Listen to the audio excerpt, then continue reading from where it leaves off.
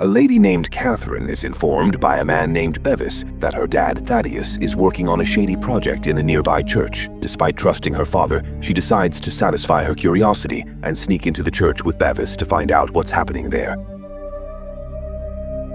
However, as they arrive, they see that Thaddeus is working on a superweapon that can be used to destroy an entire city. A few weeks earlier, in a world with mobile and static cities, a lady named Hester enters a small mobile town called Saltzhaken. While she's trying to settle in quickly, the big city of London, under the command of a man named Lord Crome, decides to absorb Saltzhaken to take its resources. The small town quickly moves away to avoid getting acquired. But despite this, London absorbs Saltzhaken and its people, who are then searched thoroughly before they're allowed into the big city. Elsewhere, Catherine visits the London Museum and complains to the historian, Pomeroy, about not having anyone to show her around. Pomeroy looks disappointed and wonders where his apprentice must be. After running through the city, Pomeroy's apprentice, Tom, finally arrives at work. He says sorry for arriving late, but Pomeroy mentions that if he resumes late again, he'll lose his job. This gets him worried, but he then meets Catherine, who says she's looking for anything she can find on a catastrophic battle called the 60-Minute War. Tom says that while the museum doesn't have enough resources on the war, there's something he'd like to show her. He then takes her to his office. Just give us a minute. And shows her a video of how the Earth got shattered into multiple pieces using a weapon called Medusa. He explains that it's a quantum energy weapon that is quite powerful, but Catherine can't seem to understand why anyone would even try to use it. Tom then mentions that the creators thought about the same thing, and it's why they made a crash drive to terminate the weapon's systems. Catherine says the whole conversation about the weapon creeps her out. What a nightmare. But Tom says the museum frequently comes across several dangerous pieces of old tech. He also mentions that when he suddenly noticed that someone was stealing the pieces around the city, he started keeping a collection of some dangerous parts he would eventually throw away so that no one would ever find them. While he's showing her his stash, a senior colleague at the museum named Herbert secretly watches him. He eventually bumps into them after they leave the office, and while he tries to be friendly toward Catherine, he sounds rude to Tom. You're just as giving, and tells him to head to London's gut to claim the new tech parts that have been recovered from Saltzhaken. As Tom leaves, Catherine follows him, but Herbert doesn't look happy about this. While on the way to the gut, Catherine bumps into Bevis, an apprentice engineer who is on his way to conduct the maintenance of the city's waste chute. His toolbox falls on the ground, and as Catherine offers to help, he tells her not to worry. Shortly after, Tom arrives at the gut and sees one of the workers about to throw away a bread toaster machine. As he talks about how it's a great artifact from the 21st century, the head of historians in the city, Thaddeus, looks impressed and praises him for knowing his stuff. Tom looks excited to receive such high praise from Thaddeus, but before they talk for long, Catherine calls him her dad and hugs him. Tom looks surprised, but Thaddeus then shakes his hand and says he knew the apprentice's parents, who were respected historians. He also asks if Tom has given up on his dream of becoming an aviator, and he says he has. Just then, Thaddeus receives a rare and dangerous piece of old tech called the fusion inverter cell. Tom looks shocked to see it, and as he expresses his concerns about how similar tech parts have been stolen from the museum by engineers in the city, Thaddeus says he'll keep it and prevent anyone from getting it. While they're talking, a fight breaks out between some of the new intakes from Saltzhaken, so Thaddeus has to separate them. Suddenly, Hester sees Thaddeus and recognizes him as her target. She then keeps her knife close and approaches him. When she's in front of him, she calls his name and says she's there to get revenge for her mother, Pandora. Thaddeus looks extremely shocked as he hears the name, but before he can react, she stabs him.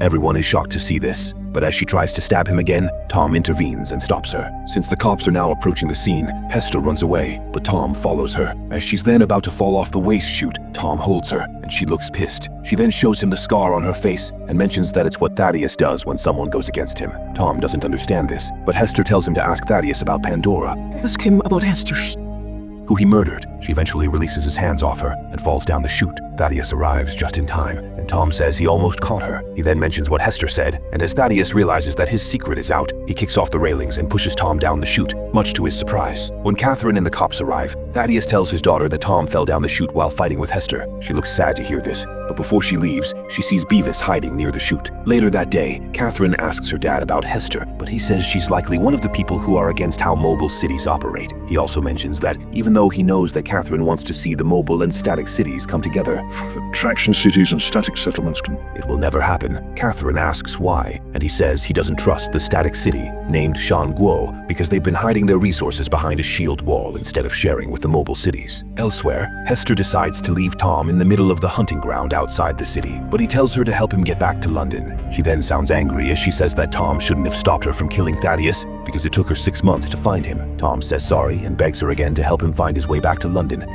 Please help me get back on London. and she agrees. Later that day, while in a virtual meeting with Thaddeus, Chrome mentions that they need to start moving again to find smaller cities because they're currently running out of supplies. Thaddeus says he's still working on an energy project, which will boost London's revenue significantly. But Chrome says he has taken a lot of time already, as he also says his patience is running thin because he doesn't understand the point of the energy project. Catherine walks in and hears their conversation. Should never have gone into Europe. After their meeting, Catherine asks Thaddeus how he manages to work with Chrome, and he says the commander is just scared. He also mentions that while he's trying to work on something for the future of London, Chrome is still stuck in the past as he prefers to keep absorbing small cities. As he's about to leave the house, Catherine tells him to stay back because he's still injured, but he says that Hester and Chrome won't stop him from achieving his goal. Catherine sounds surprised to hear her father mention Hester, but as she asks about it, Who's Hester Shaw? he says it's nothing. He then goes to the church, where he's building something for his project. However, turns out that he's actually creating a weapon with dangerous pieces of old tech. As his assistant tells him that she needs more parts, he gives her the fusion inverter cell he found and says he'll try to get more. She then asks about what happened earlier with Hester, and Thaddeus says he'll have to kill her. Before he leaves, his assistant mentions that she has heard a rumor about a resurrected cyborg named Shrike, who also wants to kill Hester, Share a common interest. despite being stuck in prison. Since the cyborg can help him with killing Hester, Thaddeus goes to the prison and frees Shrike so he can go after their common enemy. Elsewhere, Catherine goes to meet Beavis to ask what he saw at the shoot the other day. He says he can't tell her because he doesn't want any trouble. But as she says she's scared that her dad has been lying to her, Beavis tells her that Thaddeus actually pushed Tom out of the city. Your father pushed Tom off the city. She looks shocked by this, and as she also sees a poster of her dad's energy project, Beavis says it's all a lie, and that the project is just a cover-up for something shady that is happening inside the church. As Beavis then says he'd like to see what's going on inside there, Catherine gets an idea and says she can get him in. Meanwhile, as Tom and Hester are still moving around in the hunting ground, they suddenly see some southern cities heading for them. Because the cities in the south are typically dangerous, they immediately run away.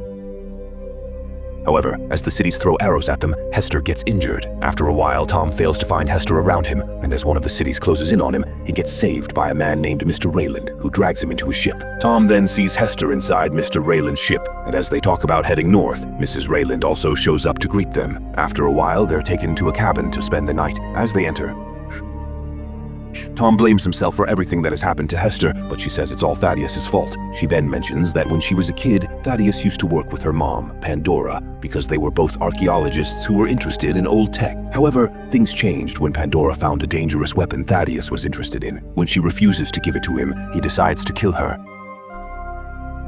But Pandora quickly gives her daughter a special pendant, after which she tells her to keep it safe. As Thaddeus then attacks Pandora, Hester tries to intervene, but he cuts her face with his knife. Following this, he kills Pandora, and Hester quickly runs away before he kills her too. Tom feels sorry to hear her story, but he now understands why she really wanted to kill Thaddeus. The next morning, Tom realizes that Mr. Rayland has changed course and is now headed south to sell them as slaves. Because she's injured, Hester tells Tom to escape without her. No, I can't. I'll never make the jump. But he says he can't leave her alone. After they reach the south, Hester and Tom are taken to a place where slaves are sold. As some of the people start placing their bids on Hester, a fugitive from London named Anna offers to pay a huge amount of money for her. This shocks the moderator, but since he knows that Anna is a fugitive with a bounty on her head, he says he'd rather make more money by taking her to London. Suddenly, Anna kills him and the others in the area, and Hester also frees Tom so they can leave together. Before she can join Anna's plane, Shrike arrives and says he's there to ensure she keeps her promise to him. Tom looks confused, but Hester tells him that they need to leave. Hester successfully enters Anna's plane,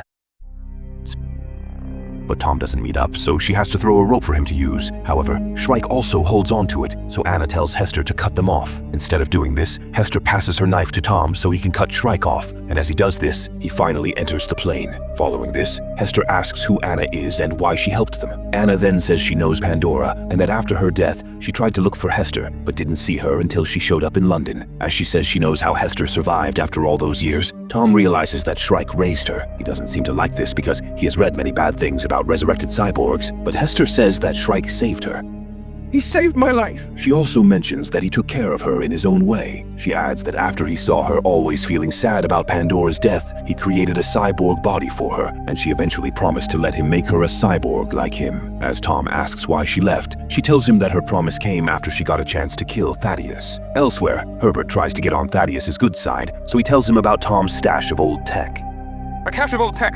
When Catherine and Bevis arrive at the museum to check out the stash, Pomeroy tells them that Thaddeus has already sent his men to get everything. Since Catherine and Bevis are interested in going to the church to see what's happening, Pomeroy shows them a crypt in the museum that leads there. Meanwhile, Anna gets Tom to fly the plane to an air haven where Shang-Guo's best fighters are living. When they arrive, Anna takes Tom and Hester for a meeting with her League of Warriors. There, they ask Hester if she can remember anything about the weapon Thaddeus stole from Pandora, but she says she can't. I don't know what you're talking about. Suddenly, the warriors pick Tom up and ask what Thaddeus is building inside the church. Tom says he doesn't know, but as he hears that Thaddeus recently bought some fusion inverter cells, he realizes what the big project might be. He then draws a symbol and asks if Hester remembers seeing something like that on the box Thaddeus stole. As she confirms this, Yes.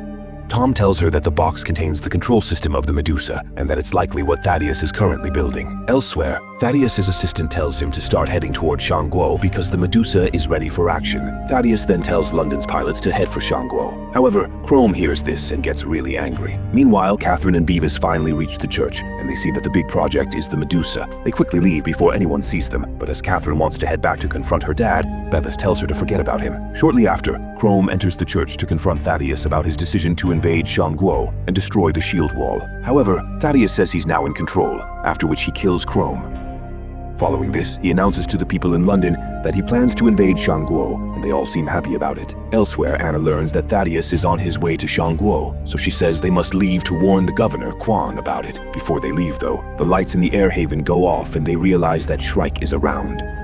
Shrek is here. Anna and her warriors land huge blows on the cyborg, but he still remains strong as he beats them up. Shortly after, Shrike holds Tom back and prepares to kill him, but Hester begs him not to do it. As she cries and tells him that she's ready to come with him, Shrike realizes that she's in love. He then says he'll free her of her promise so she can be happy. He also gives her the pendant he found with her when he first took her in. Following this, he dies in the air haven while everyone heads to Shang-Guo. When they arrive, Anna immediately tells Quan to launch his fleet to destroy the Medusa before it destroys them. However, Tom goes against this, saying they'll kill a lot of innocent people in London. Quan says that even though he values human life, he'll still launch the attack because there's no other option for him to protect his people. Tom then walks away, even as Hester tries to call him back. While walking near a temple, she suddenly sees a replica of the eye on the pendant her mom gave her. She then remembers that Shrike has returned it to her already, and as she opens it, she sees that there's a crash drive inside. Almost immediately, she finds Tom and shows him, so he says they need to tell Anna about it. Meanwhile, Thaddeus launches his first strike on the wall and it leaves a huge dent there.